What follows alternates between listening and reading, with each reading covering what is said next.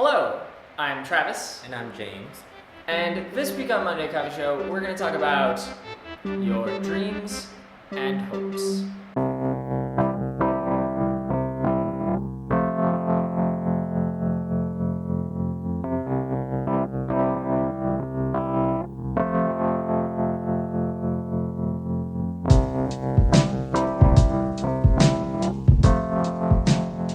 From a very young age, mostly as Americans, we are taught you can be anything you want to be. You can be an astronaut, you can be the President of the United States, you can be anything you want to be. But there's kind of a curve on that where as you get older, the adults in your lives stop telling you you can be anything, you should never settle for less than you want, suddenly turn into, all right, now hold on. Does that job come with health insurance? And suddenly the tone changes, usually around when you're a teenager, to like, well, you gotta get a good job. Like, I know that looks like a fun job, but you gotta get a good job. And that's kind of sad because you're, otherwise told your entire life, like, hey, listen, you have dreams, follow them. Do you want to be a trash truck, like some 3-year-old boys want to be? Like, go be a trash truck. Please don't be a trash truck. I do agree though. I feel like once you get around like the high school, that narrative completely flips and it's just like, oh, well, you have to focus on college and you have to go to a major that's going to be, monetarily beneficial for you. Then you have to work for somebody else. But it's like, why would I spend my life basically making somebody else millions and getting a tiny, tiny percentage of what they're making when I probably do more work? Because to be honest, I've worked in the nonprofit industry. I worked in damn near every industry, and I've worked closely with people who own their own companies. Most of them don't do anything. They delegate work to other people, but they're the one getting a big paycheck because they're the one who had the vision to start the company. So I feel like this is a process of money over happiness for the most part. People tell you you need to get this kind of job because it's secure and you have benefits and you get vacation time. It's like, okay, but if let's say you're like middle class making $30,000, that's not a lot of money.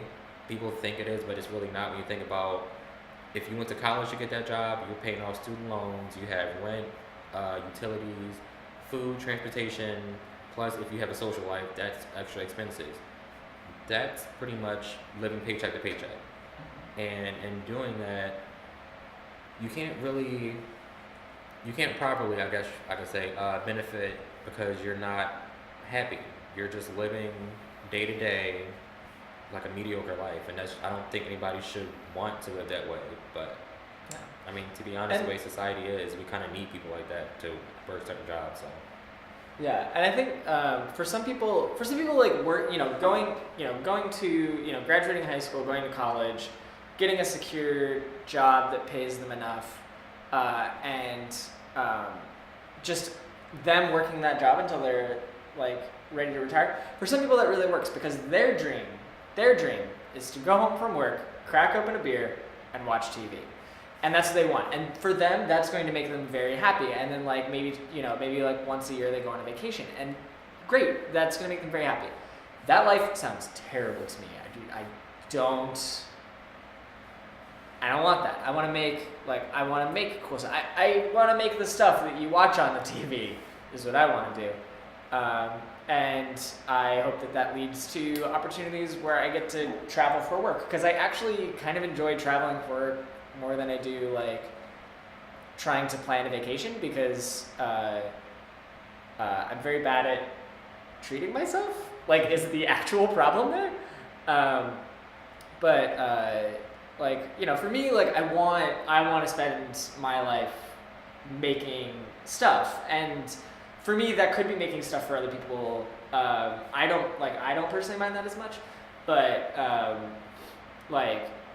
when I do make stuff for myself, I get to make all the decisions, and I kind of like that. That's a good thing to have, all the decision making, until it's stressful.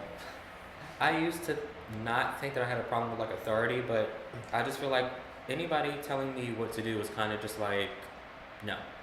Because even with my job now, I don't need to be told what to do. Like I know what I need to do. I do it very well. I do my job well. So if somebody's like, "Oh, you need to do this," it's like I know what I need to do, but just back a little bit. But I just feel like I'm more of the type of person who I'm not. I wasn't the type of. I'm not that. It's probably.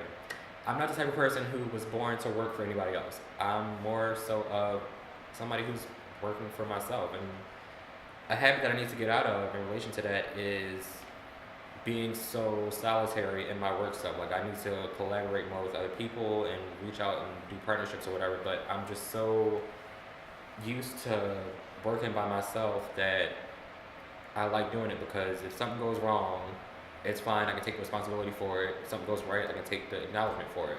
But if you have other people working for you, it's like, oh, if something goes wrong, it's like now you're responsible for somebody else's mistake, and it's like I'd rather just do it myself. Yeah, I understand that. I've felt that struggle as well. I mean, that's a large part of like where this show comes from is, James and I both being like, we have to stop doing things by ourselves and we have to do stuff with other people. And what's nice is like yes, we're collaborating with each other, but also we get opportunities to collaborate with our friends who are musicians and they're making things, and also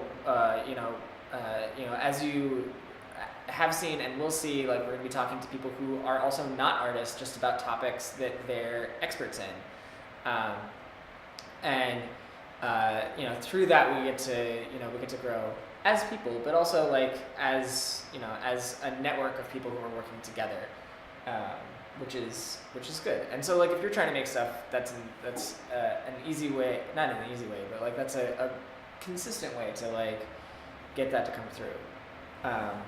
But I think it's so tough because like I understand why the adults in your life are saying that, like when especially like when you're a teenager, because like they don't want to watch you struggle. They don't want to watch you, they especially don't want to watch you fail. But like one of the things that I've learned,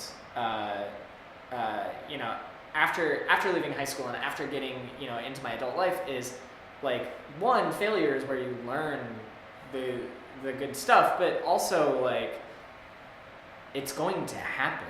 Like you are going to come across failures, and if you are so crippled by fear of that you don't do stuff, you are not like doing your full potential. Like we always hear like people talk about like you should always make like surefire investments, but like a lot of the biggest payoffs were like as far as investing have come from not from the consistent stuff or the like really predictably good stuff, but like from the stuff where people were like, wow, that became a thing, cool, good job.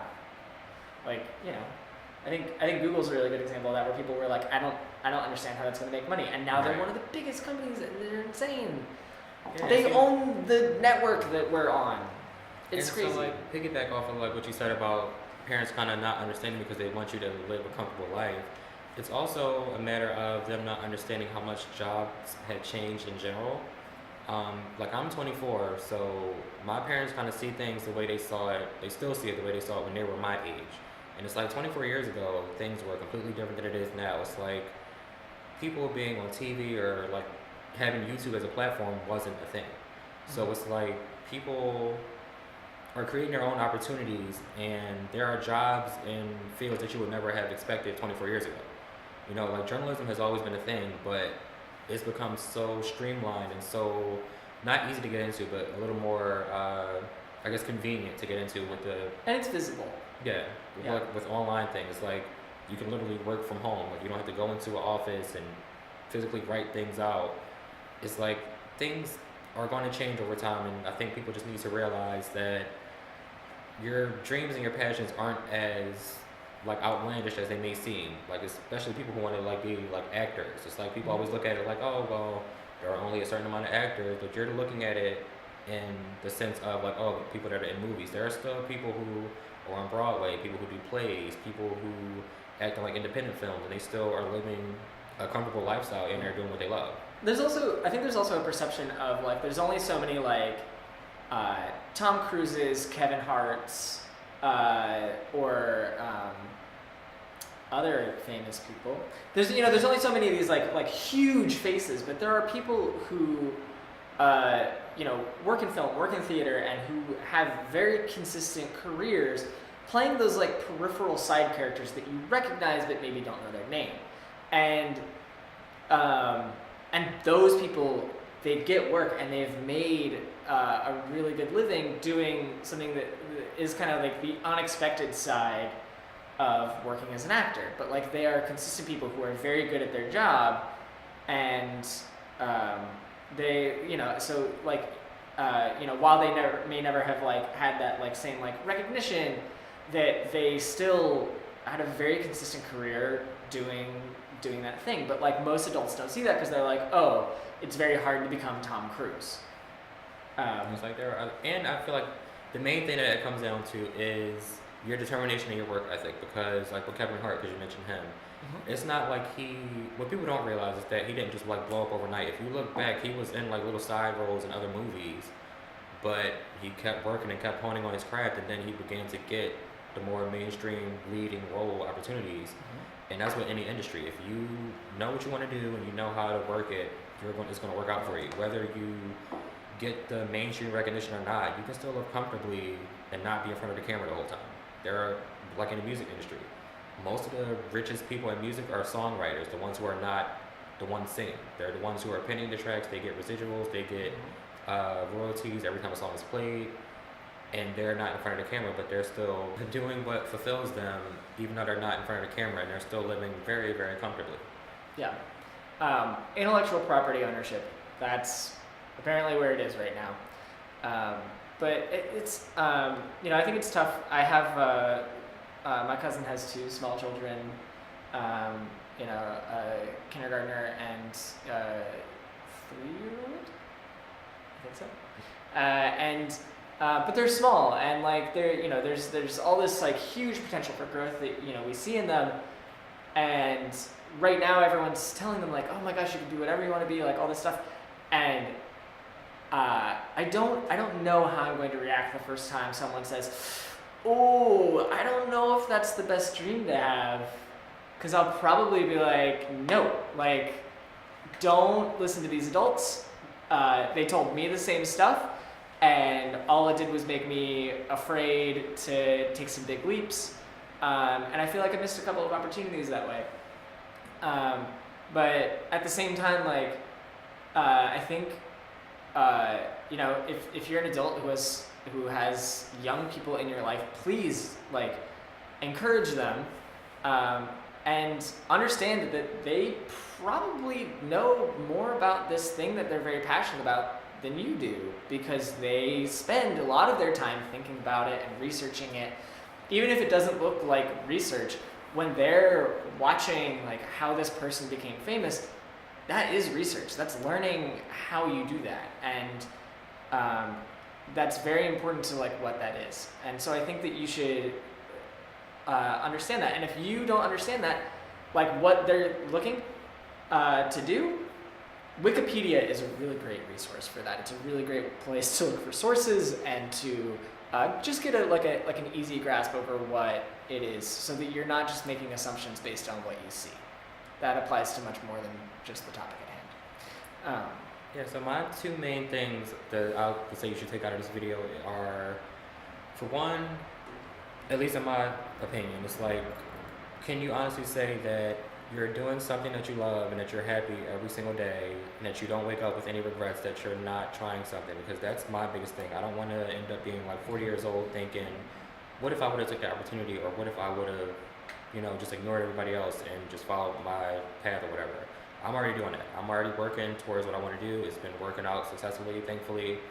And the second thing is, whether you're religious or not, whatever, I'm not, but I feel like we only have one life to live, and it's like at the end of the day, when you die, do you want to be somebody who like left behind a legacy? Even if it's not as successful as you wanted it to be, they can say, they were pursuing their dream, they worked very hard to do whatever they had, whatever.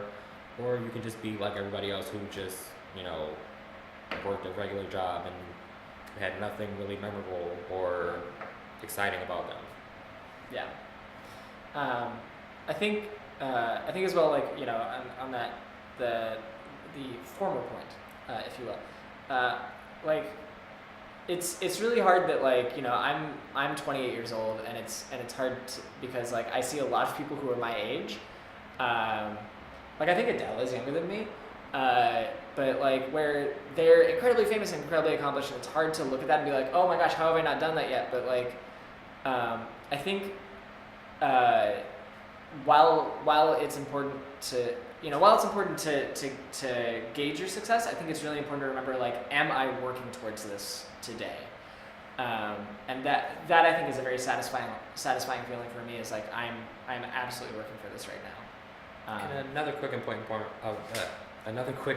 point is, like you said, it's important to also not, like, base where you're at now off of somebody else who's, like, the same age as you in a different position, because I feel like that's a lot of the times that's very discouraging. So people can see it like, oh, well, we're the same age, but I'm here and they're here. But to me, everything happens to people at different points in their lives, because I feel like a lot of times you're not even fully sure what you want to do until you reach your mid to late 20s anyway, and sometimes you're not even sure then. So it's just all about, when you're sure about what you want to do, that it's important that you're taking the necessary steps, and that you're, like, learning whatever you can and honing on your craft. So, you know, talk to us about your dreams. We've got that nice comment section below the video. We're always emailable, or you can reach us on Facebook and Twitter. And it's always a really good idea to press that nice rectangular red button that says subscribe, or the nice little circle at the end of the video with our little mug on it. But yeah, until next week, really try to chase your dreams and enjoy your coffee.